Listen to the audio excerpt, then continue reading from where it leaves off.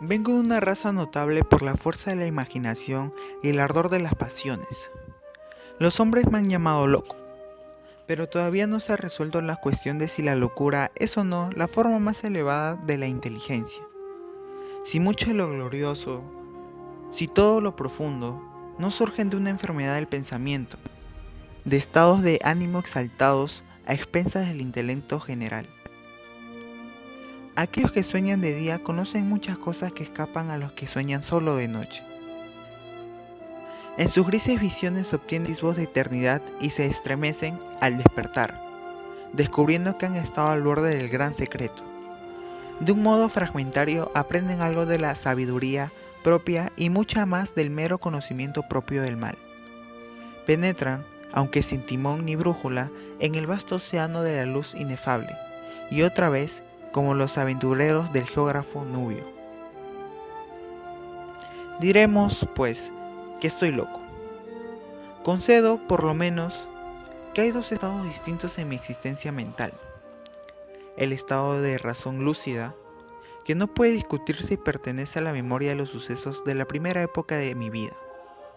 Y un estado de sombra y duda, que pertenece al presente y a los recuerdos que constituyen la segunda era de mi existencia. Por eso, creed lo que contaré del primer periodo y a lo que pueda relatar del último. Conceded tan solo el crédito que merezca, o dudad resueltamente y, si no podéis dudar, haced lo que Edipo ante el enigma.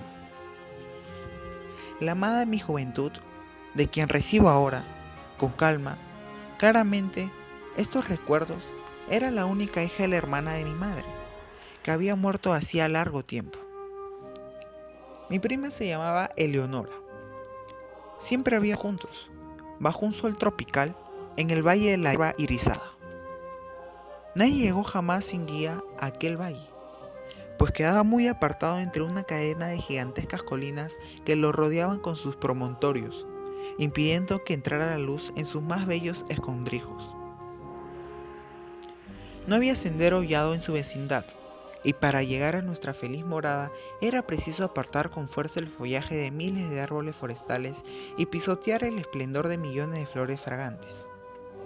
Así era como vivíamos solos, sin saber nada del mundo fuera del valle, yo, mi prima y su madre. Desde las confusas regiones más allá de las montañas, en el extremo más alto de nuestro circundado dominio, se deslizaba un extraño y profundo río, y no había nada más brillante, salvo los ojos de Leonora. Y serpeando furtivo en su sinuosa carrera, pasaba, al fin, a través de una sombría garganta, entre colinas aún más oscuras que aquellas de donde saliera. Lo llamábamos el río de silencio, porque parecía haber una influencia enmudecedora en su corriente.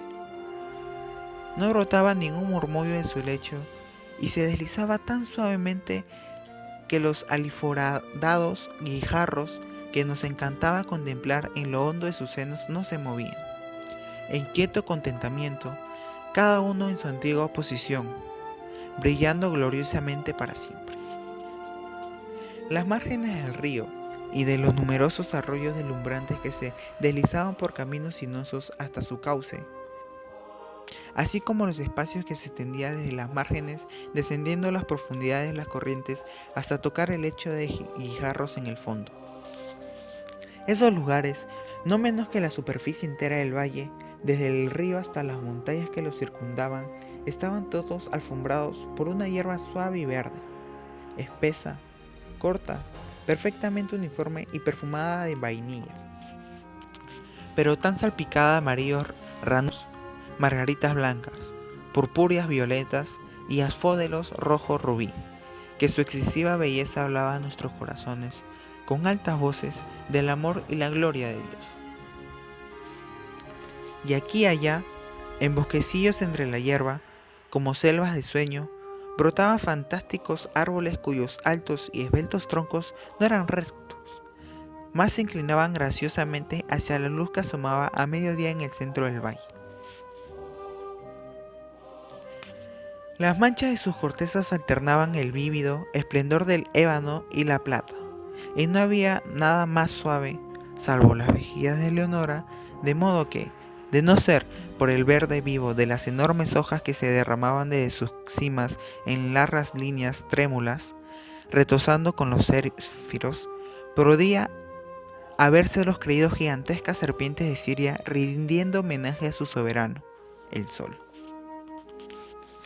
Tomados de la mano, durante 15 años, erramos Eleonora y yo por ese valle antes de que el amor entrara en nuestros corazones. Ocurrió una tarde, al terminar el tercer lustro de su vida y el cuarto de la mía, abrazados junto a los árboles serpentinos, mirando nuestras imágenes en las aguas del río de silencio. No dijimos una palabra durante el resto de aquel dulce día, y aún al siguiente nuestras palabras fueron temblorosas, escasas. Habíamos arrancado al dios Eros de aquellas ondas y ahora sentíamos que había encendido dentro de nosotros las ígneas almas de nuestros antepasados. Las pasiones que durante siglos habían distinguido a nuestra raza llegaron en tropel con las fantasías por las cuales también era famosa. Y juntos respiramos una dicha delirante en el valle de la hierba irisada. Un cambio sobrevino en todas las cosas. Extrañas, brillantes flores estrelladas brotaron en los árboles donde nunca se vieran flores. Los matices de la alfombra verde se ahondaron, y mientras una por una desaparecían las blancas margaritas, brotaban, en su lugar, de a 10, los afodelos rojo rubí. Y la vida surgía en nuestros senderos, pues altos flamencos hasta entonces nunca vistos y todos los pájaros gallos resplandecientes desplegaron su plumaje escarlata ante nosotros. Peces de oro y plata frecuentaron el río, de cuyo seno brotaba, poco a poco, un murmullo que culminó al fin en una arrulladora melodía más divina que la arpa eólica, y no había nada más dulce, salvo la voz de Leonora. Y una nube voluminosa que habíamos observado largo tiempo en las regiones del Ésparo flotaba en su magnificencia de oro y carmesí, y, difundiendo paz sobre nosotros, descendía cada vez más, día a día, hasta que sus bordes descansaron en la cima de las montañas, convirtiendo toda su oscuridad en esplendor y encerrándonos como para siempre en una mágica casa-prisión de grandeza y de gloria. La belleza de Leonora era la de los serafines, pero era una doncella natural e inocente, como la breve vida que había llevado entre las flores. Ningún artificio disimulaba el fervoroso amor que animaba su corazón, y examinaba conmigo los escondrijos más recónditos mientras caminábamos juntos por el valle de la hierba irisada y discurríamos sobre los grandes cambios que se habían producido en los últimos tiempos. Por fin, habiendo hablado un día, entre lágrimas, del último y triste camino que debe sufrir el hombre, en adelante se demoró Eleonora en este único tema doloroso, vinculándolo con todas nuestras conversaciones, así como en los cantos del bardo de Shiraz. Las imágenes se encuentran una y otra vez en cada grandiosa variación de la frase. Vio el dedo de la muerte posado en su pecho y supo que, con la efímera, había sido creada perfecta en su hermosura solo para morir. Pero, para ella, los terrenos de tumba se reducían a una consideración que me reveló una tarde, a la hora del crepúsculo, a orillas del río de silencio. Le dolía pensar que, una vez sepulta en el valle, yo abandonaría para siempre aquellos felices lugares, transfiriendo el amor entonces tan apasionadamente suyo a otra doncella del mundo exterior y cotidiano. Y entonces, allí, me arrojé precipitándome a los pies de Leonora y juré, ante ella y ante el cielo, que nunca me uniría en matrimonio con ninguna hija de la tierra, que en modo alguno me mostraría desleal a su querida memoria, o a la memoria del abnegado cariño cuya bendición había yo recibido. Y apelé al poderoso amo del universo, como testigo de la piadosa solemnidad de mi juramento, y la maldición de él o de ella, santa en Eliseo, que equivoqué si traicionaba aquella promesa. Implicaba un castigo tan horrendo que no puedo aumentarlo. Y los brillantes ojos de Eleonora brillaron aún más al oír mis palabras, y suspiró como si le hubieran quitado del pecho una carga mortal, y tembló y lloró amargamente, pero aceptó el juramento, y el juramento la alivió en su lecho de muerte. Y me dijo, pocos días después, en tranquila agonía, que, en pago de lo que yo había hecho para confortación de su alma, velaría por mí en espíritu después de su partida y, si le era permitido, volvería en forma visible durante la vigilia nocturna. Pero, si ello estaba fuera del poder de las almas en el paraíso, por lo menos me daría frecuentes indicios de su presencia, suspirando sobre mí en los vientos vesperables o colmando el aire que yo respiraba con el perfume de los incensarios angélicos. Y con estas palabras en sus labios sucumbió su inocente vida, poniendo fin a la primera época de la mía. Hasta aquí he hablado con exactitud, pero cuando cruzó la barrera que en la senda del tiempo formó la muerte de mi amada y comienzo con la segunda era de mi existencia, siento que una sombra se espesa en mi cerebro y duda de la perfecta cordura de mi relato. Mas dejadme seguir. Los años se arrastraban lentos y yo continuaba viendo en el valle de la hierba irisada, pero un segundo cambio había sobrevenido en todas las cosas. Las flores estrelladas desaparecieron de los troncos de los árboles y no brotaron más. Los matices de la alfombra verde se desvanecieron, y uno por uno fueron marchitándose los afódolos rojo rubí, y en lugar de ellos brotaron de a 10 oscuras violetas como ojos, que se retorcían cegadas y estaban siempre llenas de rocío. Y la vida se retiraba de nuestros senderos, pues el alto flamenco ya no desplegaba su plumaje escarlata ante nosotros, mas voló tristemente del valle a las colinas, con todos los gallos pájaros brillantes que habían llegado en su compañía. Y los peces de oro y plata nadaron a través de la garganta hasta el confín más hondo de su dominio y nunca más adornaron el dulce río. Y la arrulladora melodía, más suave que el arpa eólica y más divina que todo, salvo la voz de Eleonora, fue muriendo poco a poco, en murmullos cada vez más sordos, hasta que la corriente tornó, al fin, a toda solemnidad de su silencio originario.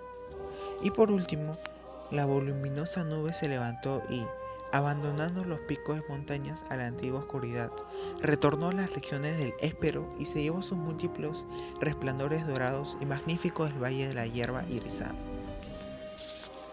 Pero las promesas de Eleonora no cayeron en el olvido, pues escuché el balanceo de los incensarios angélicos, y las olas de un perfume sagrado flotaban siempre en el valle, y en las horas solitarias, cuando mi corazón latía pesadamente, los vientos que bañaban mi frente me llegaban cargados de suaves suspiros, y murmullos confusos llenaban a menudo el aire nocturno, y una vez me despertó de un sueño, como el sueño de la muerte, la presión de unos labios espirituales sobre los míos. Pero, aún así, rehusaba llenarse el vacío de mi corazón. Ansiaba el amor que antes lo colmara hasta derramarse. Al fin el valle me dolía por los recuerdos de Eleonora, y lo abandoné para siempre en busca de las vanidades y los turbulentos triunfos del mundo. Me encontré en una extraña ciudad, donde todas las cosas podían haber servido para borrar del recuerdo los dulces sueños que tanto duraran en el valle de la hierba irisada. El fasto y la pompa de una corte soberbia y el loco estrépito de las armas y la radiante belleza de la mujer extraviaron e intoxicaron mi mente. Pero, aún entonces, mi alma fue fiel a su juramento, y las indicaciones de la presencia de Eleonora todavía me llegaban en las silenciosas horas de la noche. De pronto, cesaron estas manifestaciones y el mundo se oscureció ante mis ojos, y quedé aterrado ante los abrasadores pensamientos que me poseyeron. ante las terribles tentaciones que me acosaron, pues llegó de alguna lejanísima tierra desconocida, a la alegre corte del rey a quien yo servía, una doncella ante cuya belleza la más abyecta adoración amorosa. ¿Qué era, en verdad, mi pasión por la jovencita del valle, en comparación con el ardor y el delirio y el arrebatado éxtasis de adoración con que vertía toda mi alma en lágrimas a los pies de brillante serafín, Ermengarda? Y, sabiéndolo, no me quedaba lugar para ninguna otra. Divino ángel, Ermengarda. Y al mirar en las profundidades de sus ojos, donde moraba el recuerdo, solo pensé en ellos y en ella. Me casé, no temí la maldición que había invocado, y su amargura no me visitó. Y una vez, pero solo una vez en el silencio de la noche, llegaron a través de las deliciosas los suaves suspiros que me habían abandonado, y adoptaron la voz dulce familiar, para decir: duerme en paz, pues el espíritu del amor reina y gobierna ahí. Abriendo tu apasionado corazón a Ermengarda, estás libre, por razones que conocerás en el cielo, de tus juramentos a Eleonora.